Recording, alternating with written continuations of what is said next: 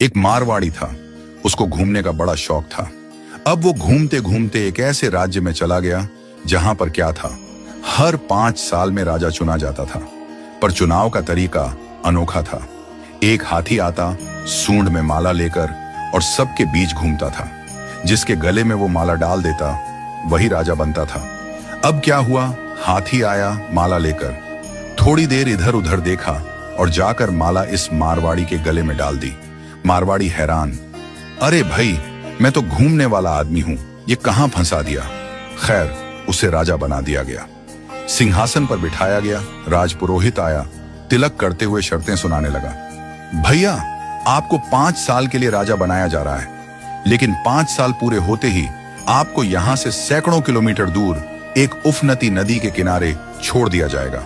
उस नदी में घड़ियाल हैं, मगरमच्छ हैं, जिनकी वजह से आप नदी पार नहीं कर सकते।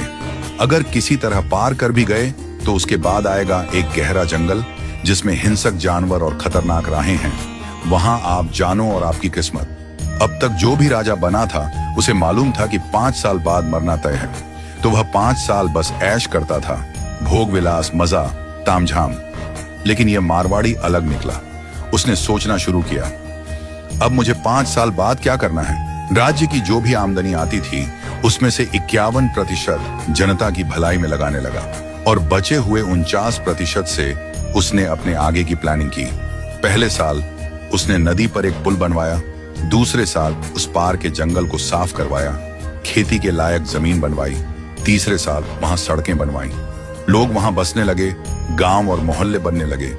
चौथे साल एक छोटा सा महल बनवाया जहां वह आगे जाकर रह सके। 5वें साल अपने जीवन भर का खर्च, जरूरी चीजें, अनाज, सब कुछ वहां स्टोर करवा दिया। अब 5 साल पूरे हो गए। परंपरा के अनुसार लोग उसे ढोल नगाड़ों के साथ विदा करने आए। लोगों की आंखों में आंसू थे। कहने लगे, ऐसा राजा हमने पहले कभी नहीं देखा। वो राजा था मारवाड़ी। शांत मुस्कान के साथ सबको प्रणाम किया और उस पुल पर चढ़ गया जो उसने खुद बनवाया था। लोग अवाक रह गए। हजारों राजा आए गए, मारे गए, लेकिन ये पहला राजा था जो भवसागर को पार कर गया। कथा का संदेश, हम सभी इस धरती पर सीमित समय के लिए आए हैं। ये जीवन 5 सालों की तरह है। जो इस समय को मौज में घंवा देता है वो अंत में उस भवसागर में गिरता है जहां मगरमच्छ, घड़ियाल, दुख और पीड़ा है। लेकिन जो जीवन का उपयोग अच्छे कर्मों, जनसेवा और प्रार्थना में करता है वो इस जीवन से परे उस पार पहुंच जाता है। तो आज ही से भवसागर पार करने के लिए अपना पुल बनाना शुरू कीजिए, ताकि जब आपका कार्य